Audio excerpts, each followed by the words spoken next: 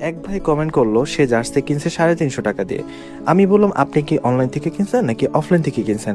সে বলল সে অফলাইন থেকে কিনছে। আচ্ছা ভাই, আমাকে একটু বলেন তো, অফলাইন থেকে যদি জার্সি কিনে তার কি যেতে ভাড়া লাগে না? আচ্ছা আপনিই বলেন, আপনি যদি আমার ভিডিওটা দেখে থাকেন, আপনি যদি অফলাইনে আপনাকে যদি একটা লোকেশন দেই, আপনি যদি সেখানে যে জার্সি কিনতে চান, আপনার লোকেশন কি তার সেই দোকানের কাছাকাছি হবে?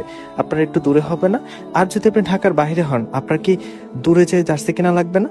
যদি আপনি অফলাইনে কিনতে চান, আপনার 200-250 টাকা যদি গাড়ি ভাড়া দিয়ে আপনি জার্সি কিনতে চান, তাহলে আপনার জার্সির পিছে খরচে চলে যায় 600 টাকা। এরপর আপনি এখানে গেলে আশেপাশে আপনার কিছু না কিছু খাইতে মন চাবে, পেট তো খালি থাকবে, জার্সির পিছনে চলে যায় 600-700 টাকা। তাহলে আপনি ঘরে বসে একটা জার্সি অর্ডার করতেছেন, কোয়ালিটিফুল জার্সি পাইতেছেন, যেই জার্সি আপনি এখানে কাছে আসলেও পাবেন, দূরে থাকেও পাচ্ছেন। সো ওই জার্সিটা আপনি ঘরে বসে ভিডিওর মাধ্যমে দেখতেছেন, অর্ডার করতেছেন, বাসা একদম দিয়ে যেতেছে।